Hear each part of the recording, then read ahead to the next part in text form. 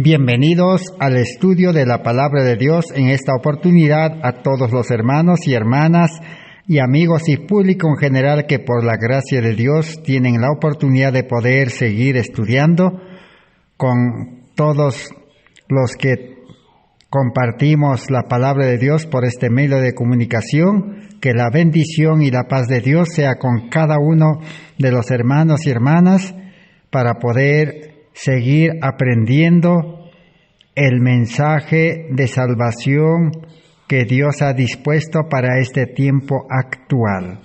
Estamos estudiando esta serie de estudios. Estamos en el estudio número 384 de esta serie, de salvación por medio de la justicia de Cristo, salvación por fe y gracia, salvación por medio de Cristo nuestro Salvador. En otras palabras, recibiendo a Cristo verdaderamente en el corazón o entregando nuestra vida completamente a Cristo para que Cristo pueda transformarnos completamente a su imagen y semejanza. Vamos a continuar estudiando en esta oportunidad. Estamos en el estudio número 384 de esta serie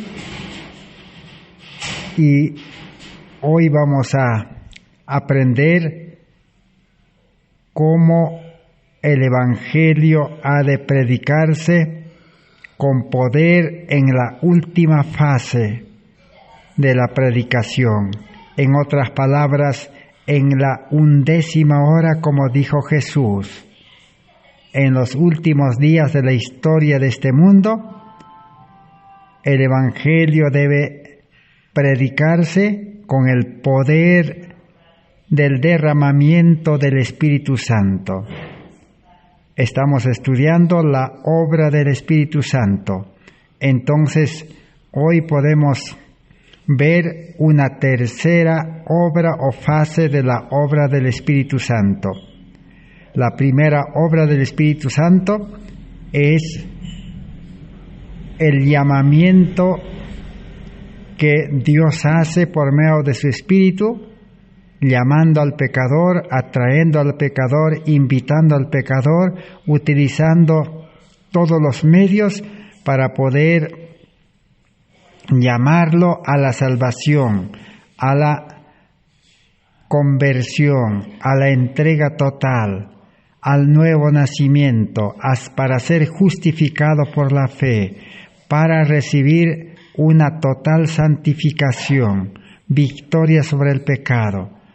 Toda esta obra es obra del Espíritu Santo de llamar al pecador, pero una vez que el pecador acepta, ahora comienza la segunda fase de la obra del Espíritu Santo.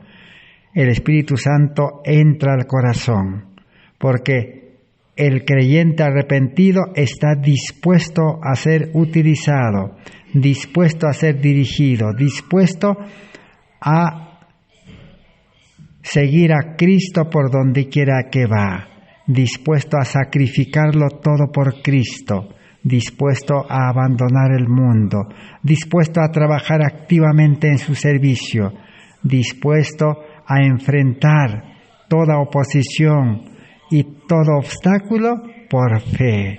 Entonces, ahora sí, el Espíritu Santo comienza una obra interna en el corazón para prepararlo y para utilizarlo como un instrumento en sus manos para predicar este mensaje de salvación conforme el nuevo pacto, que es la promesa de Dios de salvar al pecador en una forma completa. Pero llegará, dice, el momento final, la última fase de la predicación de este Evangelio. Dios derramará su Espíritu Santo para poder dar fuerza y poder al mensaje del tercer ángel. Mayor provisión de Espíritu Santo, mayor medida del Espíritu Santo, para finalizar la predicación del Evangelio. Y vamos a estudiar entonces en esta oportunidad cuándo ocurrirá esto, cuándo será el tiempo, a quienes Dios utilizará y quienes se quedarán rezagados a un lado del camino. Hemos estudiado ya en estudios anteriores de que habrá un zarandeo, el tiempo del zarandeo, para que solamente en la iglesia militante, en el pueblo militante, solamente sean llamados ahora a esta última fase de predicación del Evangelio, solamente los fieles, los santos, los justos, los puros, los que han vencido al pecado por la sangre de Cristo, y los que tienen el carácter de Cristo, la gloria de Dios, los que tienen un carácter perfecto y están preparados por el Espíritu Santo, cuerpo, alma y espíritu. A estos el Señor ahora los llamará para la última fase de la predicación de este Evangelio con poder en todo el mundo. Es el cumplimiento de la obra del cuarto ángel de Apocalipsis 18. Entonces, ¿cuándo será ese tiempo? ¿Y cómo Dios actuará? Hoy vamos a aprender lecciones importantes. Vamos a conocer cómo será el futuro de los fieles siervos de Dios, cómo será el trabajo final de los verdaderos siervos de Dios que hoy están, dice, activamente predicando el Evangelio. En el libro Mensajes Selectos, tomo 1, página 136, tenemos allí la primera lección para aprender en este estudio. Dice así: cuando la Iglesia despierte al sentido de su santa vocación, mucho más fervientes y efectivas oraciones ascenderán al cielo para que el Espíritu Santo indique la obra y el deber del pueblo de Dios acerca de la salvación de las almas. Tenemos la promesa permanente de que Dios se acercará a toda alma que lo busque. Entonces, ¿cuándo será ese tiempo? Cuando la Iglesia despierte. Dios está esperando que la Iglesia despierte. Hoy dice la Iglesia, es decir, la Iglesia militante, el pueblo militante, los creyentes en Dios, hoy están dormidos al deber, dormidos a la obra activa, dormidos en predicar activamente el mensaje final de Dios. Los atalayas, dice, se han dormido, la Iglesia se ha dormido. Entonces, ¿qué necesita? Necesita despertamiento. ¿Y cuándo ocurrirá esto? Cuando la Iglesia escuche el llamado de Dios. Dios está haciendo el último llamado. Los acontecimientos finales que se van a desencadenar en este mundo, Dios los utilizará para despertar a su Iglesia. En este caso, si nosotros mencionamos un poco sobre los acontecimientos finales, podemos encontrar ahí una gran lista. Tenemos, por ejemplo, los fenómenos naturales, un terremoto, una sequía, hambre, violencia. Podemos encontrar inundaciones. Podemos también mencionar otros males, guerras, rumores de guerra, en este caso la guerra biológica. Y también vale la pena mencionar la última pandemia que comenzó en el 2020. Todos los acontecimientos extraordinarios que nunca se ha visto, que nunca la humanidad imaginó, son medios que Dios permite para despertar a su iglesia. Cuando la Biblia habla de iglesia, hemos aprendido, se refiere a los fieles. La iglesia de Dios siempre fue compuesto, dice, en todas las edades, en todos los tiempos, por fieles santos hijos de Dios. Hechos de los Apóstoles, capítulo o página 10 y 12. Entonces, los fieles necesitan despertar. Pero ¿a qué van a despertar? Despertar, dice, al sentido de su santa vocación. No dice despertar al estudio de la palabra de Dios. La palabra de Dios debe ser estudiado constantemente, día y noche. Pero lo que la iglesia necesita es despertar a su santa vocación. ¿Qué es santa vocación?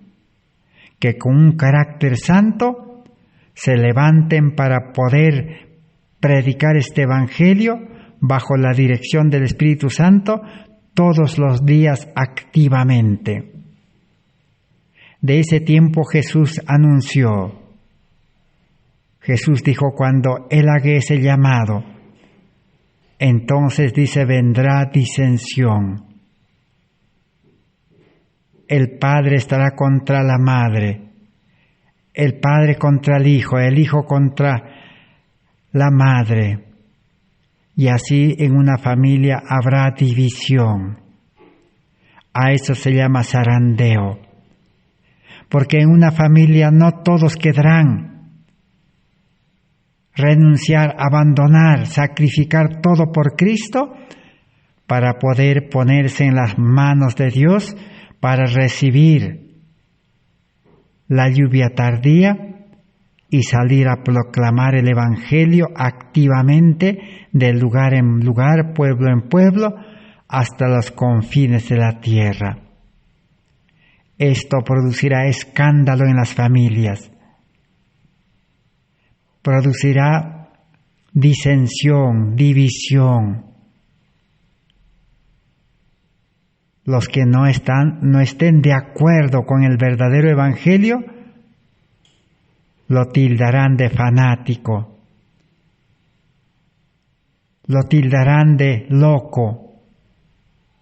¿Por qué? Porque el verdadero cristiano estará dispuesto a abandonar su trabajo, su estudio, su negocio, sus casas, su ciudad,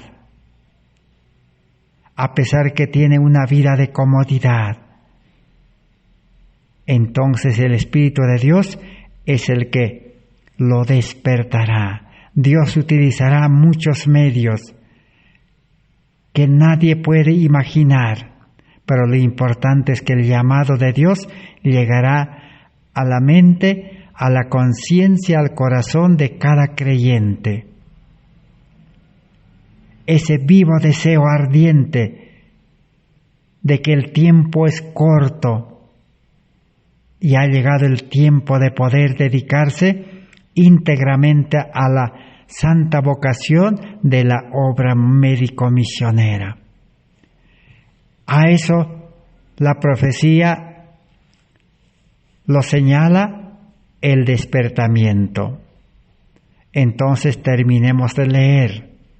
Cuando la Iglesia despierta al sentido de su santa vocación, mucho más fervientes y efectivas oraciones ascenderán al cielo para que el Espíritu Santo indique la obra y el deber del pueblo de Dios acerca de la salvación de las almas. El Espíritu Santo es el que va a indicar la obra que se debe de hacer y el deber que se debe de cumplir. Pero el Espíritu Santo solo indicará esta obra final, dice, ¿a quién? Al pueblo de Dios. La predicación del Evangelio, entonces, es por indicación del Espíritu Santo. ¿Cómo ocurrirá esto? Como en los días de los apóstoles. El Espíritu Santo, en la lluvia temprana, a los discípulos y a todos los que aceptaban el Evangelio de las buenas nuevas de Cristo crucificado, entregaban su vida completamente y también entregaban todos sus bienes para predicar el Evangelio. Y el Espíritu Santo les indicaba a dónde debían de ir, a qué persona debían dirigirse y qué es lo que debían de predicar y hablar. Todo es bajo la indicación del Espíritu Santo. No es una predicación al azar, no es una predicación bajo la orden del pastor, del misionero, del líder, sino bajo la indicación del Espíritu Santo. Y la obra será efectiva, porque el Espíritu Santo no puede llevar a un lugar donde nadie va a querer escuchar. El Espíritu Santo no puede hacer hablar a una persona que no está de hambre, no está esperando, no está pidiendo a Dios. El Espíritu Santo conoce exactamente el lugar, el tiempo y la hora en que el creyente está esperando un mensajero y está esperando un mensaje que necesita. Por eso la predicación del Evangelio debe hacerse bajo la dirección del Espíritu Santo. Entonces, ¿cuándo será el tiempo? Cuando la Iglesia despierte.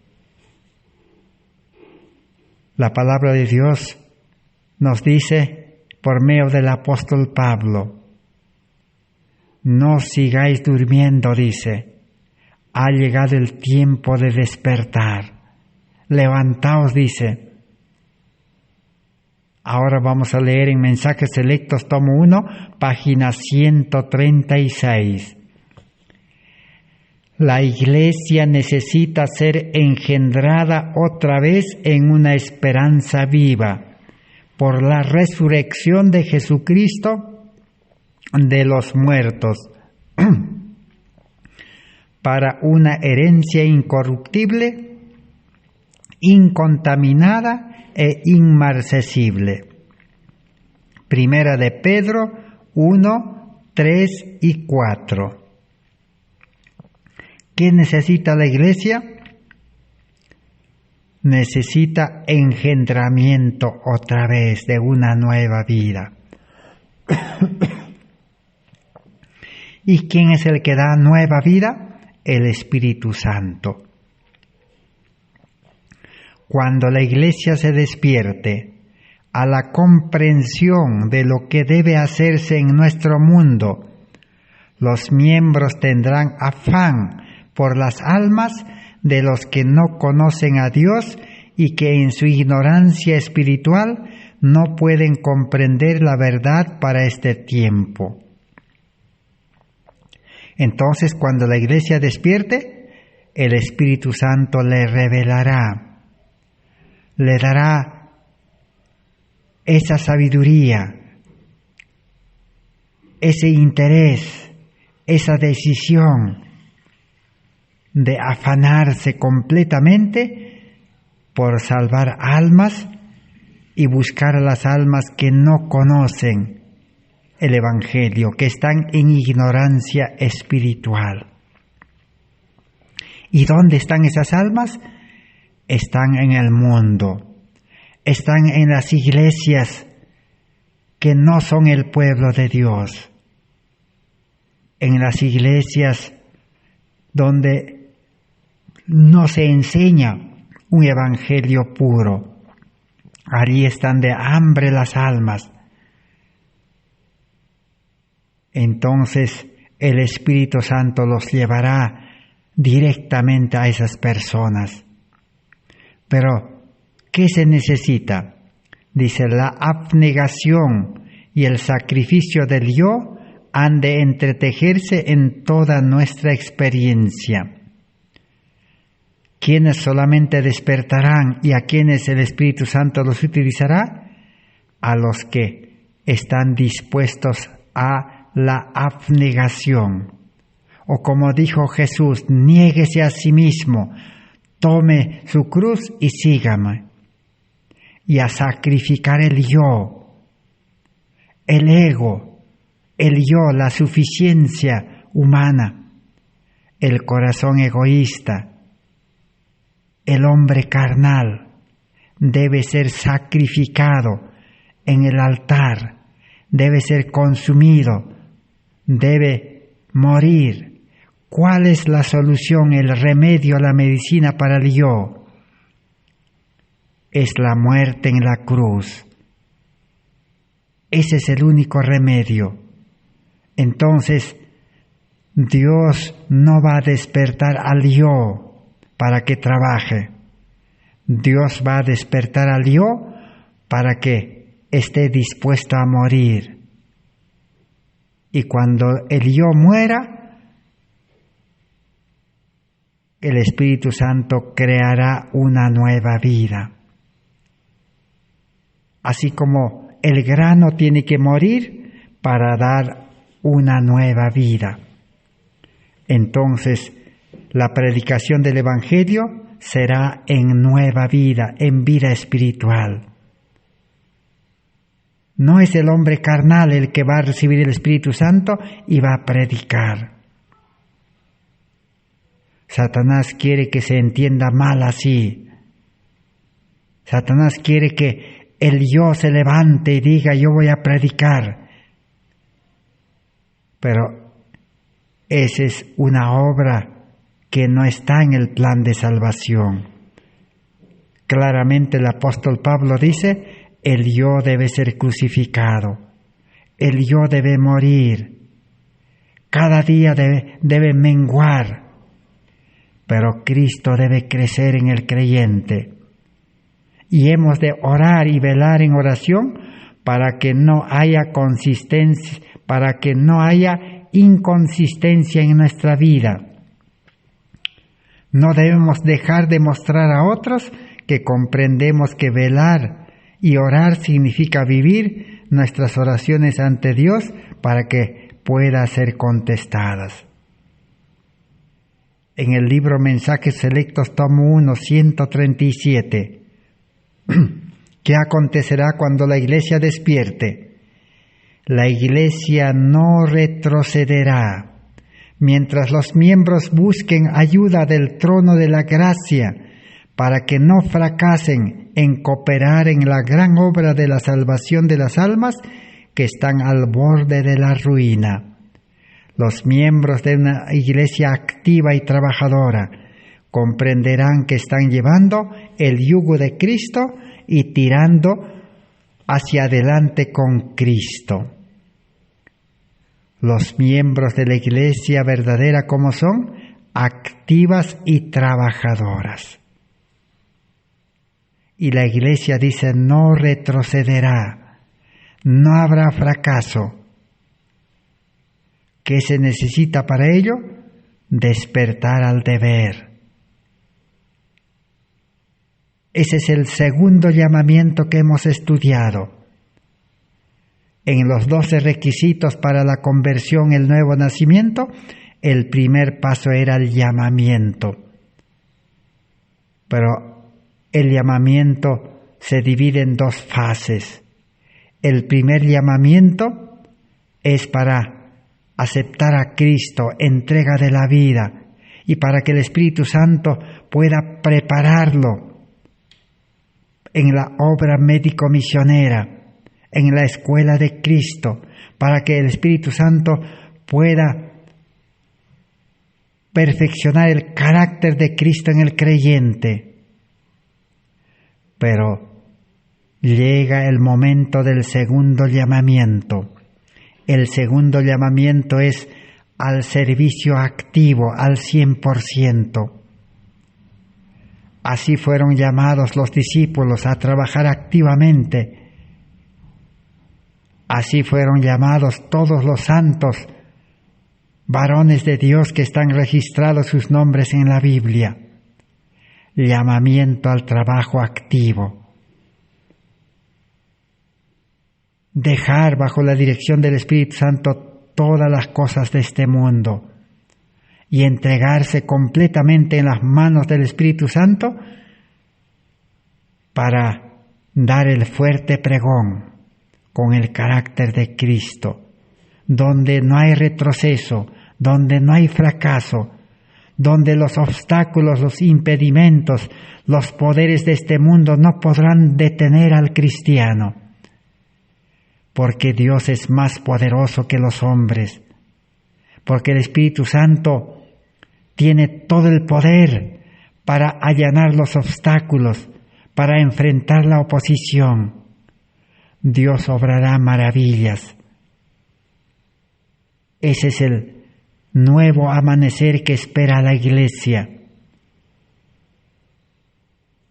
pero no a la iglesia tibia, no a la iglesia fría, no a la iglesia en estado de la Odisea a medias, sino a una iglesia fiel, a una iglesia que aceptó el manto de la justicia de Cristo, a una iglesia que aceptó morir al yo, a una iglesia que está dispuesta a ser conducido por el Cordero por donde quiera que va. En el mismo libro Mensajes Selectos, tomo 1, 137, sigue diciendo: el universo celestial espera que haya canales consagrados por las cuales Dios pueda comunicarse con su pueblo y mediante él con el mundo. Dios dice que espera canales consagrados, agentes humanos consagrados, creyentes consagrados, cristianos consagrados, totalmente a Cristo y a la labor de predicar el Evangelio. Muchos dicen: Dios va a hacer su obra, Dios va a utilizar a los elementos humanos, pero no es así. Ese es un engaño fatal. Dios no va a hacer su obra. Dios, para hacer su obra, ¿qué hace? Dice, está esperando canales consagrados, que la iglesia se despierte, que tu hermano, hermana, joven, señorita, amigo, y yo también, despertemos. Digamos: Señor, heme aquí, ¿qué quieres que haga, Señor? Estoy dispuesto a ser utilizado. Si tú abres el camino y me llamas, estoy dispuesto, Señor, a salir, a ir donde quiera que me lleves. Mi vida es tuyo y todo lo que tengo es tuyo. Ahora sí, Dios utilizará a esos creyentes. No podemos nosotros esperar, dice, con manos cruzadas, sirviendo al mundo, trabajando para el mundo, creyendo que Satanás nos está preparando en el mundo con la educación del mundo para predicar el Evangelio. No es así. A esa clase de creyentes Dios lo pasará por alto. Porque hoy el cristianismo, ¿qué dice? No, dice, Dios va a hacer su obra en su debido tiempo. No, Dios dice, espera. Voy a volver a repetir la lectura. hay que comprender claramente cada palabra, cada frase, cada oración, cada párrafo y cada página, un poquito aquí, otro poquito allá. Repito, el universo celestial, todo el cielo, el Padre, el Hijo, el Espíritu Santo, los ángeles, todos están esperando que haya canales consagrados que Dios pueda utilizar, que Dios pueda comunicarse. Dios obrará mediante una iglesia consagrada y abnegada. La iglesia, ¿cómo tiene que ser? Toda una iglesia consagrada.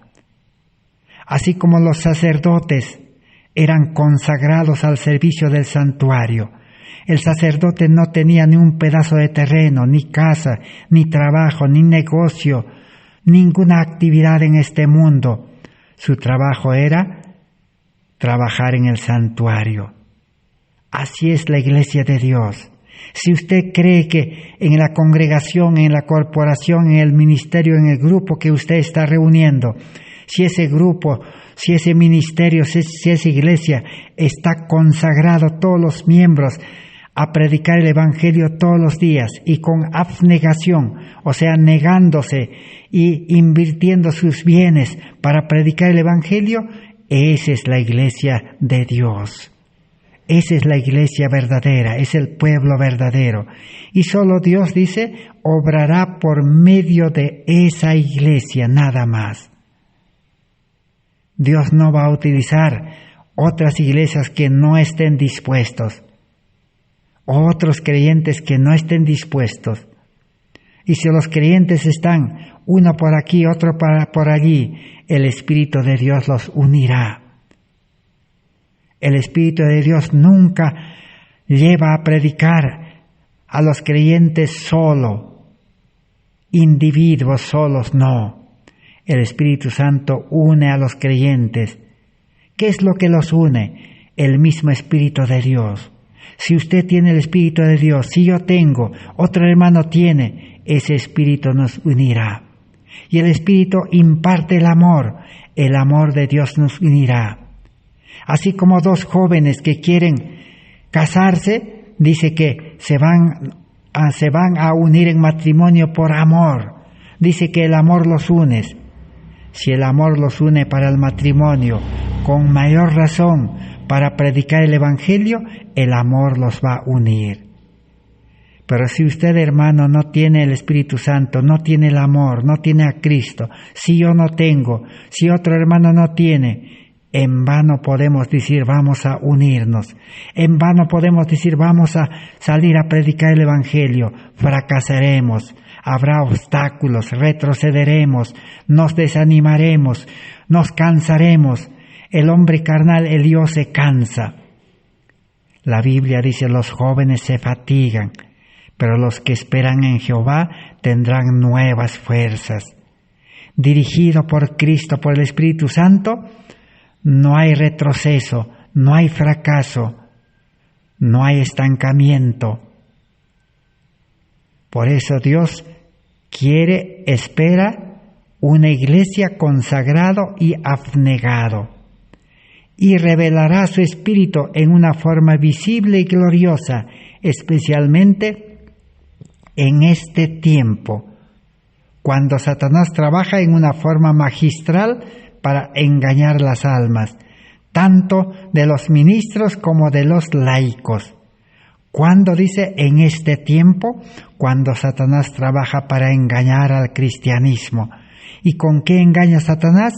Con una religión de ceremonias, con una religión de programas de culto, con una religión de ritos, de prácticas nada más externas.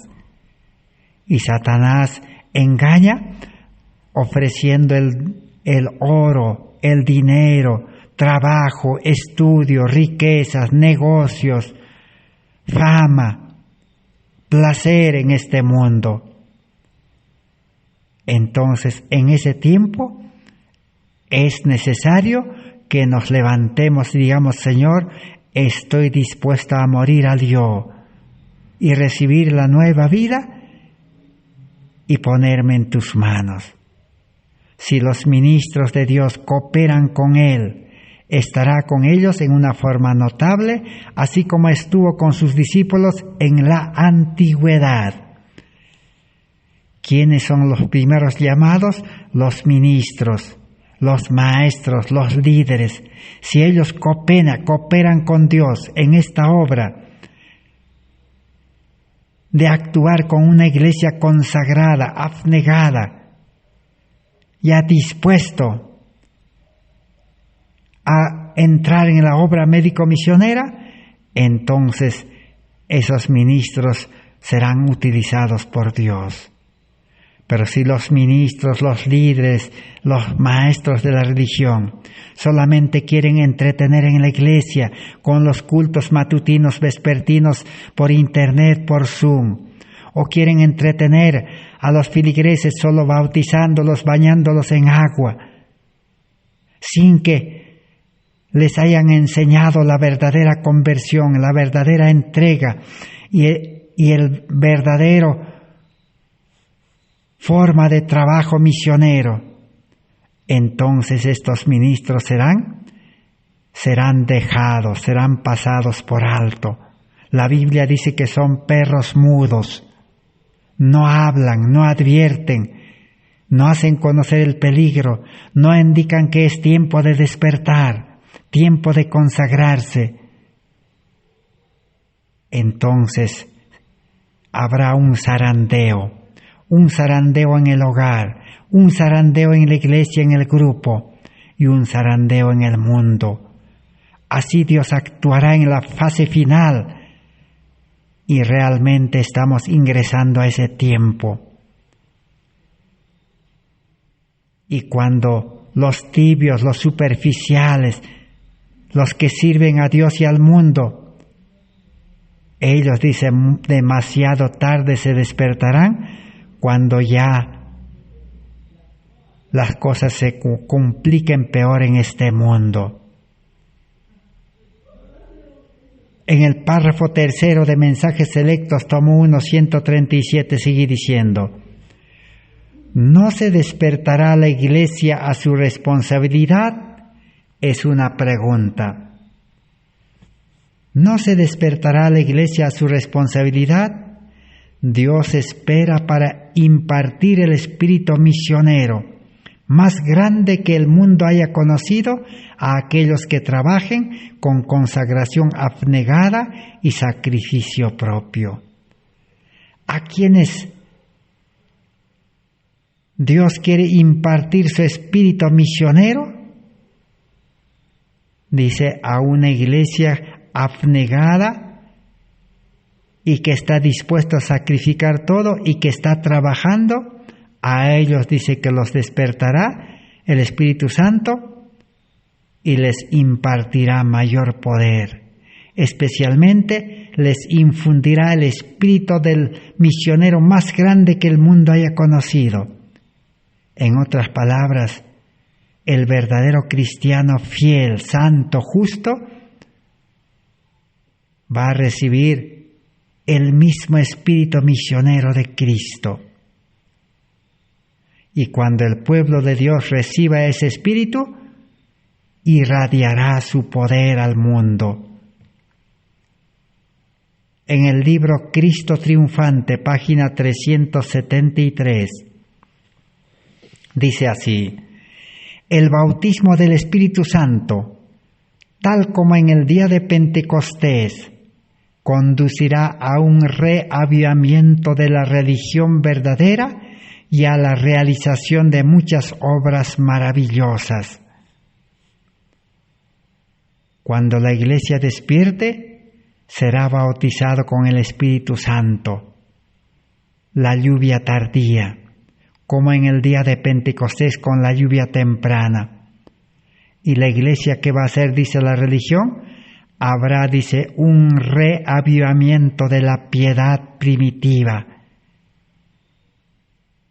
¿Cómo fue el reavivamiento de la piedad primitiva entre los discípulos? Todos, dice, estaban unánimes. Nadie decía ser suyo nada. Todos compartían sus bienes. todos los días activamente en predicar el Evangelio. Todas las necesidades serán suplidas. Había un amor verdadero entre los creyentes en la iglesia primitiva. Uno de los primeros que dio el ejemplo fue Nicodemo. Nicodemo, cuando vio a Cristo clavado en la cruz en el monte Calvario,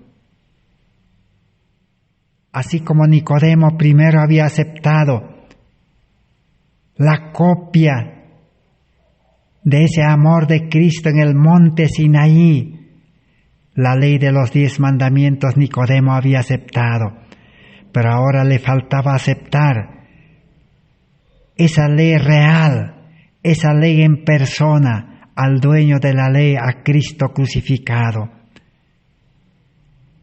Nicodemo había estudiado, dice, día y noche 3 años para comprender el nuevo nacimiento, y cuando vio a Jesús levantado en la cruz, una luz penetró a su mente y le amplió la comprensión, que le dijo Jesús: cuando veas, dice, al Hijo del Hombre levantado, dice, ante el mundo. Entonces vio a Cristo crucificado y entregó su vida, dice, completamente a Cristo, con toda su familia y con todos sus bienes, con todo lo que tenía, y se unió a la iglesia primitiva, una iglesia primitiva sin bienes materiales, y él puso como base sus bienes materiales para empezar esa nueva iglesia. Ese es el reavivamiento de la piedad primitiva que hoy debe realizarse. No es una reunión solamente espiritual, sino es compartir los bienes, poner los bienes en las manos de Cristo. Como hemos estudiado, 10% para los pastores que quieren ir a buscar almas nuevas, no para pastores que quieren revolotear en las iglesias y que quieren mantener amodorrados, durmiendo las iglesias. Pastores, dice, dormilones predicando a iglesias dormidas. Para ellos no es el diezmo. Eso sería invertir mal. Eso sería invertir para perdición, a favor del enemigo, porque Satanás quiere que la iglesia se quede dormido para siempre. Pero no, el diezmo, el 10% debe ser, dice, para pastores, misioneros, que ya están dispuestos a abandonar las iglesias y salir a buscar nuevas almas en campos nuevos, llenos del poder del Espíritu Santo. Y el 90%, el cristiano verdadero, como mayordomo, administrador, hijo de Dios, comenzará a utilizarlo, a invertirlo bajo la dirección del Espíritu Santo. No estamos hablando de que el hombre carnal con su sabiduría humana debe invertir los medios para predicar el Evangelio. No, no estamos hablando de eso. El hombre carnal debe morir. Debe dar lugar a paso al hombre nuevo, al hombre espiritual, para que se cumpla el plan de salvación. Entonces, ahora sí, se verá maravillas. Seres celestiales vendrán entre nosotros, dice, y los hombres hablarán según sean impulsados por el Espíritu de Dios. ¿Quién es el que va a impulsar a ese reavivamiento, a esa unidad verdadera de creyentes? ¿Y quién va a impulsar para salir a predicar al lugar correcto, a la persona correcta? ¿Quién? El Espíritu Santo. No es salir con fuerza humana, no es salir por indicación del pastor, del misionero, no es salir por mandato de hombres, es salir a predicar por mandato del Espíritu Santo Y el Espíritu Santo solo puede comunicarse con el hombre espiritual, con el Hijo de Dios, con mente nueva, que tiene la conciencia que es la voz de Dios, que está despierta en la mente y comprenderá el llamado. En su oído espiritual sonará el llamado. Así como los apóstoles, el Espíritu Santo les indicaba dónde debían ir. Cuando Pablo quería ir a Asia, el Espíritu de Dios le dijo: no vayas allí, tienes que ir a Macedonia. Aún de sueño le reveló un varón macedónico de Filipos, le dijo: pasa y ayúdanos. Y Pablo se fue con todos los creyentes que estaban con él a Macedonia, con Pablo y Silas. Y allí fueron encarcelados. ¿Y con qué finalidad Dios permitió ser encarcelado? Para que el carcelero escuche el Evangelio toda la noche. Y se suscitó un gran terremoto, un medio para despertar al carcelero. Y el carcelero con toda su familia estaba esperando y aceptó el Evangelio. Así Dios dirigía, así hoy Dios quiere dirigir. Pero si el Señor obrará sobre los hombres como lo hizo en el día de Pentecostés, y después de ese día, muchos que ahora pretenden creer la verdad, conocerán tan poco de la forma como obra el Espíritu Santo, que exclamarán: cuidado con el fanatismo. De los que estén hinchidos del Espíritu Santo dirán: esos hombres están llenos de mosto, están locos, fanáticos. Así los tildarán. ¿Quiénes? Muchos que ahora pretenden creer la verdad. La gran mayoría que pretende creer la verdad en las congregaciones, en las iglesias, en los grupos, lo tildarán de fanático, de loco, de borracho. Pero los fieles creyentes obedecerán al Espíritu Santo. No les interesará lo que diga su familia, sus hermanos en la iglesia, o lo que le diga el pastor, el misionero. Nada podrá detenerlos. Así está programado el plan de Dios para terminar con la predicación del Evangelio en este mundo. El libro Joya de los Testimonios, tomo 3, 191 y 155, dice así: pronto habrá que hacer frente a crisis importantes y necesitamos hallarnos ocultos en la hendidura de la roca para poder ver a Jesús y ser vivificados por su Espíritu Santo. Pronto, dice. ¿Cuándo será ese pronto? Ese pronto será en la crisis, dice. Si usted, hermano, si yo también, creemos que la crisis empezó en el año 2020, con aquella pandemia que nadie imaginaba, nadie pensaba, ni siquiera se cruzó en la mente de los líderes religiosos, pero llegó ese día, llegó ese año. Entonces es el comienzo de la crisis. ¿Y qué necesita para la crisis? El verdadero cristiano debe estar en la hendidura de la roca. Debe estar dentro de la roca, Cristo Jesús. ¿Para qué debe estar dentro de la roca? Para ser protegido de la crisis, para ser protegido de las pandemias, para ser protegido de los poderes de este mundo que imponen leyes, mandatos, prohibiciones, que quitan libertades, que quieren manejar la conciencia de los seres humanos, especialmente los religiosos. Pero si estaríamos en la hendidura de la roca, protegidos, entonces esas leyes, esas normas, esas prohibiciones no tendrían poder sobre nosotros los creyentes si verdaderamente tenemos el Espíritu Santo y tenemos el amor de Dios y el carácter de Cristo.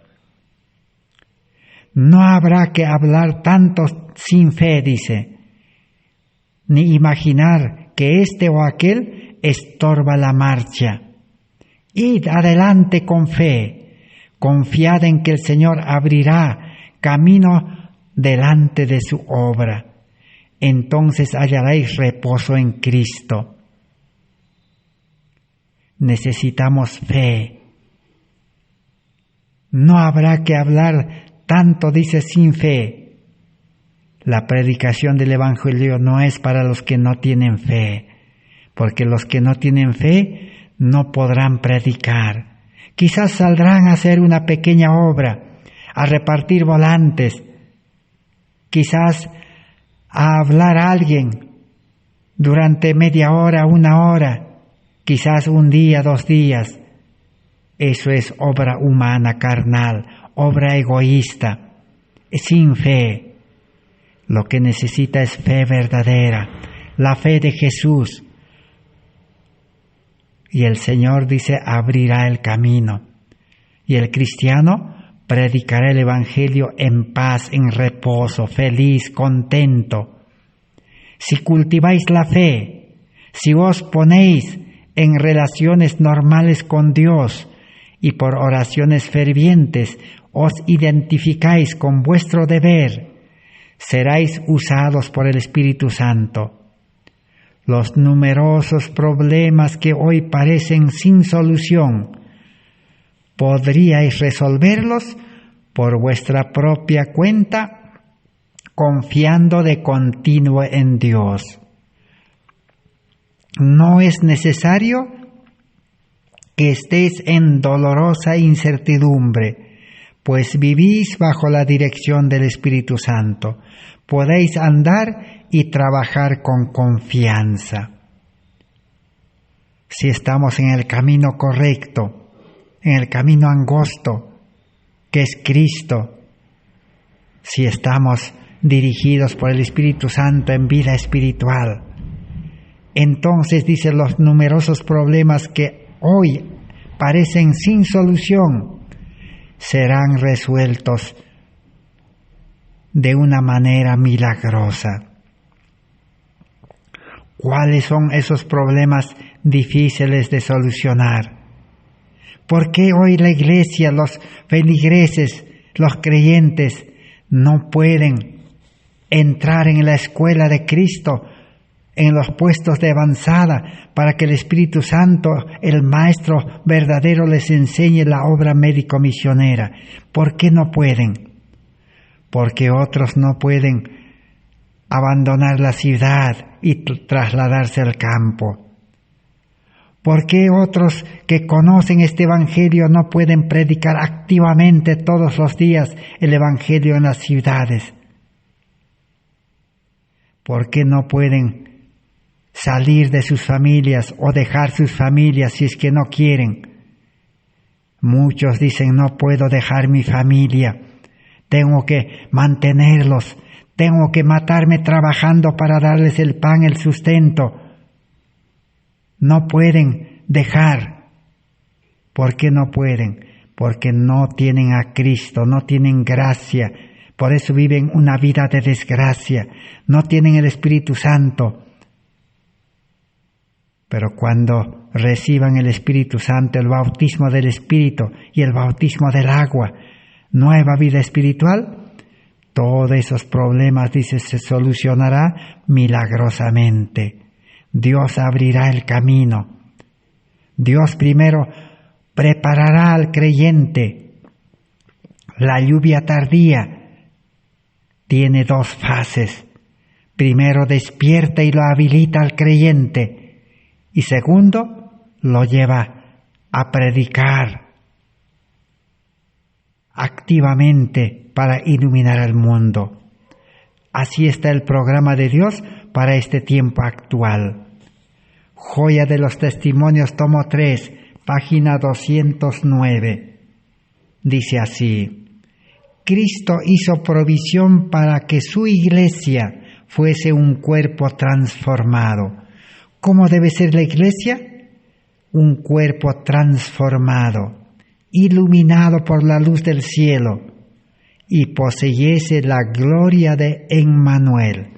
La iglesia que debe poseer 3 cosas importantes: transformación total, cuerpo, alma y espíritu. O sea, una iglesia que tenga una vida, un cuerpo físico sano. Y una mente sano y poderoso, la mente de Cristo. Y una vida espiritual. Y la vida carnal debe estar en la cruz. Segundo, una iglesia iluminada por la luz del cielo. Cristo es la luz. Si hemos aceptado a Cristo, entonces comenzaremos a brillar. Nada podrá impedir el brillo, así como nadie puede tapar el sol con nada. Así será el sol de justicia en la vida del creyente. No es esforzarse por predicar, no es esperar que la iglesia alguien nos ordene, no. La luz solo brilla.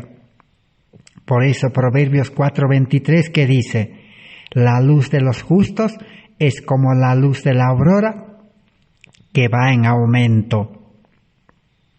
Es decir, cuando el creyente recibe la luz de la justificación por la fe, que es Cristo nuestra justicia, inmediatamente comenzará a brillar, como el sol nace en la mañana, gradualmente avanzará hasta brillar plenamente a todo el mundo.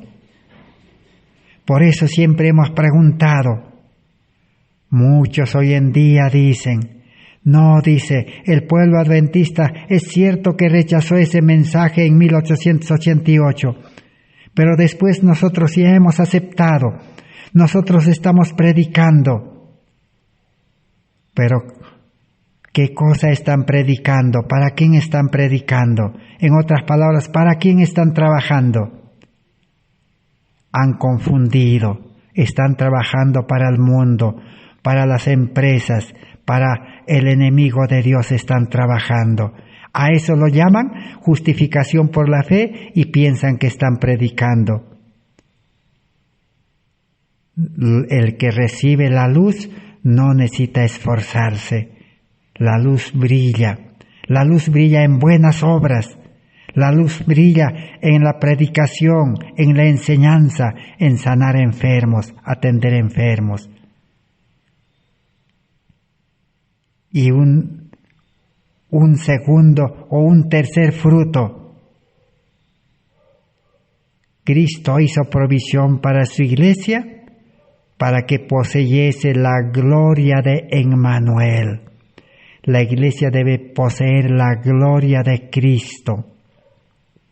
Y exactamente eso es lo que en 1888 el pueblo adventista rechazó hasta el día de hoy. La gloria de Cristo de Emmanuel. ¿Qué es la gloria? 1 Corintios 3:18 dice, la gloria es el carácter de Cristo. El cristiano dice, como en un espejo, dice, mirando a cara descubierta a Cristo, será transformado, dice, de gloria en gloria, de carácter de Cristo en carácter de Cristo. Por eso el cristiano nace con el carácter de Cristo. Y ese carácter de Cristo crecerá, aumentará, hasta que sea pleno y perfecto para iluminar el mundo.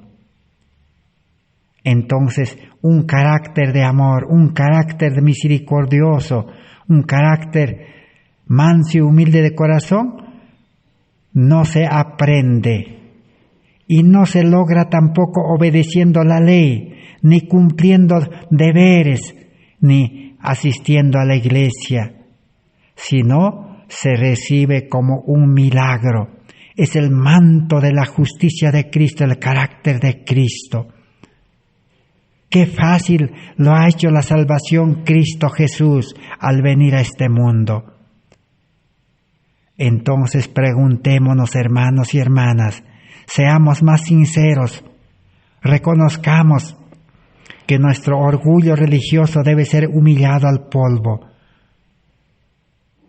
Nuestra iglesia al cual frecuentamos o asistimos es un cuerpo transformado, cuerpo, mente y espíritu. Esa iglesia en la cual asistimos, aunque sea por Zoom, por internet, no interesa, tienen la luz de la justificación por la fe, están iluminando al mundo todos los días. Y tercero, la iglesia tiene el carácter de Cristo, la gloria de Dios que el pueblo adventista rechazó en 1888. Si es así, ¿qué va a acontecer? Dice, Cristo quiere que todo cristiano esté rodeado de una atmósfera espiritual de luz y de paz. No tiene límite la utilidad de aquel que, poniendo el yo a un lado, da lugar a que obre el Espíritu Santo en su corazón y vive una vida completamente consagrada a Dios.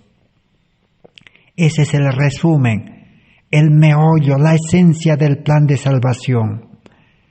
Solo el Espíritu Santo puede comenzar su obra dentro de la vida, dentro de la mente, del corazón, cuando se pone a un lado el yo.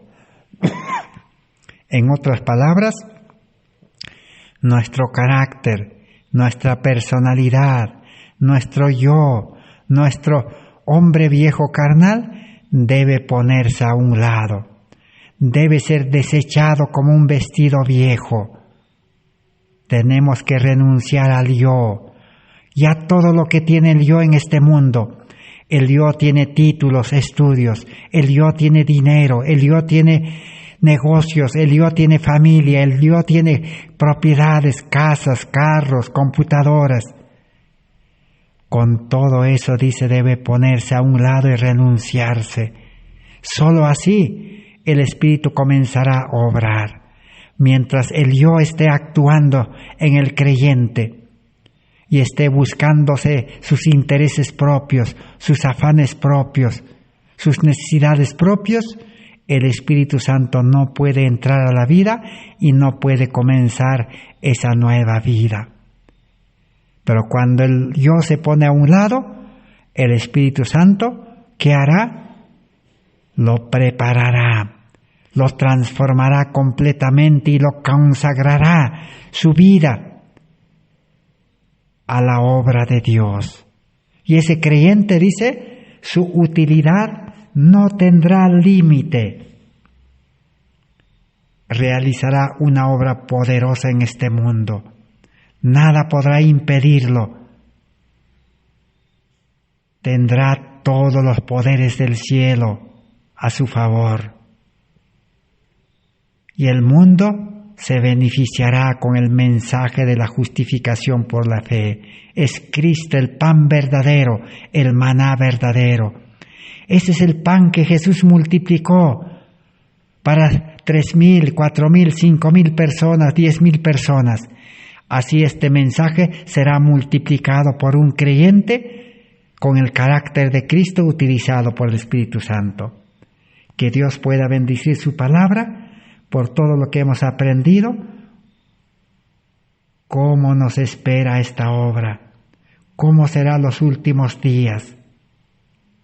Dios siempre advierte, Dios hace conocer el pasado, el presente y el futuro, para que el cristiano se consagre feliz a esa obra. En el próximo estudio estudiaremos cuál será la vida desesperada de los que no despierten y los que rechacen esta última invitación. Gracias a Dios, gracias por su amable atención. Será hasta el próximo estudio, Dios mediante. Amén.